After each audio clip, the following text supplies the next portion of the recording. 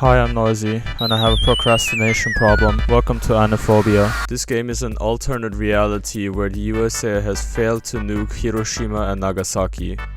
And because of that, the Japanese have deployed one of their top 10 most deadly super weapons, anime. These creatures roam around the country, killing anyone in sight. Your objective is to travel alone or with friends as you fight bosses, find weapons, and cause chaos so you can assert your dominance across the globe. Enemies. Love them or hate them, they are a staple of this game. And they do not want to leave me the fuck alone. In this game there are many types of enemies. For example, this enemy is tall, and this enemy is short. And that one over there is gay. Anyways, the first one on this list are unarmed enemies. Unarmed enemies are the most common enemy in the game. They deal damage by coming close to you and smacking you across the face. Their damage ranges from laughable to mildly concerning. It mostly depends on what location you are. Next up are melee enemies. They're much less common than unarmed enemies. They use melee weapons to attack the player, dealing slightly higher damage than most unarmed enemies. Short enemies. They are rarer than unarmed enemies and usually also have some special ability to fuck you over.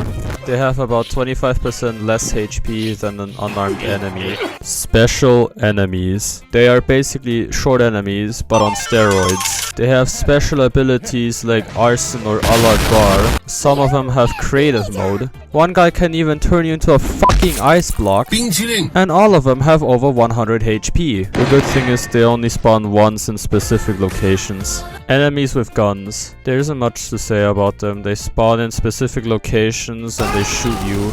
Yeah, that's about it for them. And the last one on this list are bosses. Bosses spawn once per century and their higher health is scaled based on how many players are in the server. After defeating the boss, they have a 100% chance of dropping money. And depending on what boss you have fought, either supplies or weapons. These weapons can be fucking OP or completely shit. Yo, what the fuck? Yeah, that's all of the enemies.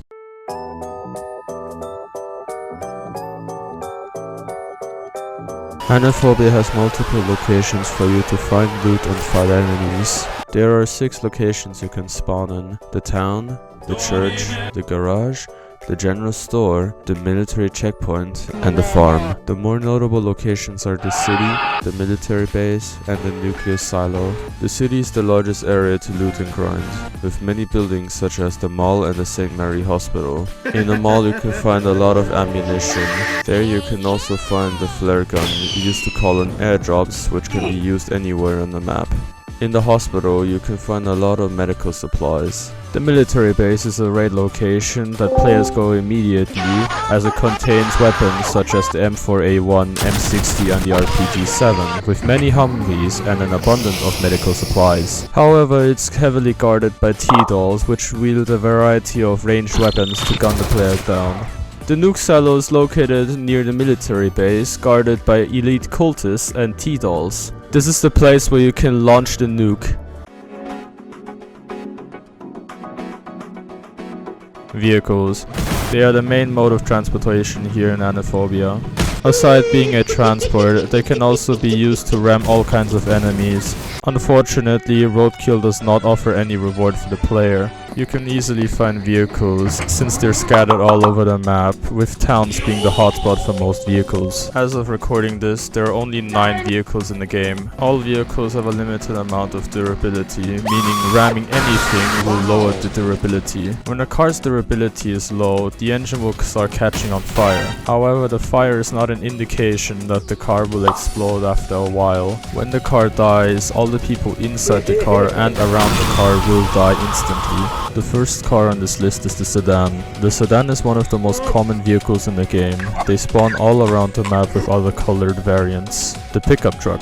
The pickup truck is the second most common vehicle in the game. They are also found everywhere on the map and has a better durability compared to the sedan with the same speed. The Delinquent. The Delinquent can be found in a few places around the map. The car does not offer a lot of protection, but it has a better acceleration and the second best speed in the whole game. The Humvee. The Humvee is currently the best vehicle in terms of protection. It can protect the occupants from bullets, however it will not protect you from explosions. The Police Cruiser. The Police Cruiser is the successor to the Delinquent, and it has a better speed and acceleration than it. As far as I know, you can only find the Police Cruiser in the city, the sports sedan. Only 3 of them spawn around the map. Despite having the name Sport, it performs the same speed as the sedan with more durability. The Competitor.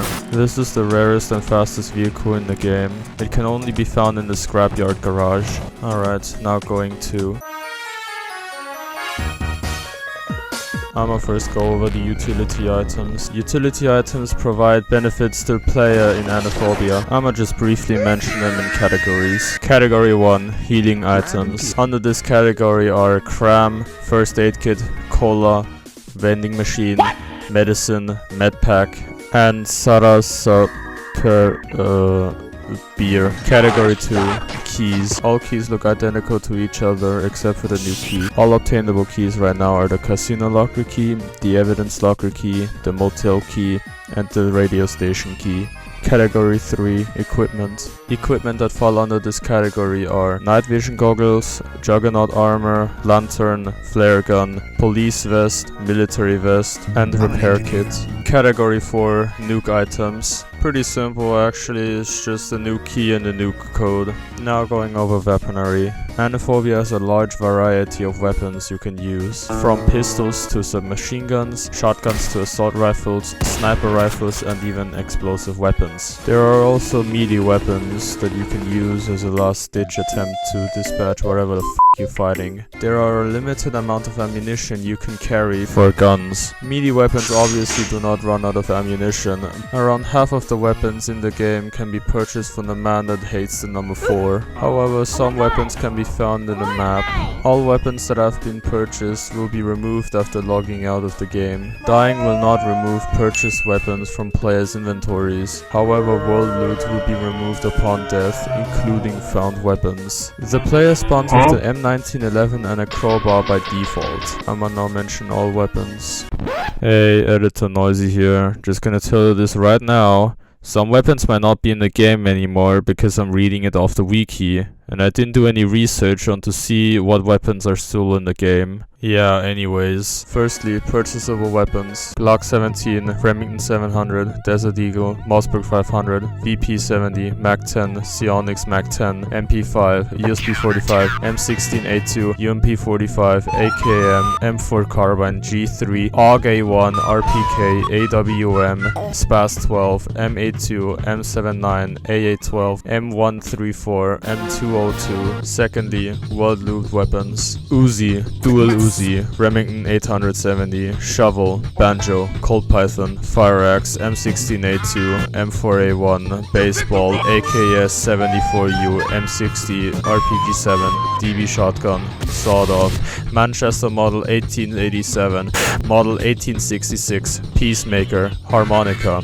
G36K, Remington 1187, M249, pipe wrench, M1014, SVD, PKM, L85A2, FAL, Red Rider Carbine, Asval, Pickaxe. Thirdly, boss loot weapons. These are the scythe, dropped by Mori Calliope, the crossbow, dropped by Diobrando, and Puchita, dropped by Denji. Fourthly, Game Pass weapons. These are Carlos, the pool noodle, the mascot pillow, the plastic shovel, the spoon, the super soaker, the pumpkin launcher, the candy axe, and the snowball launcher. Honorable mentions, the nuke. To activate the nuke, you firstly have to find the nuke code and the nuke key. These items spawn anywhere on the map.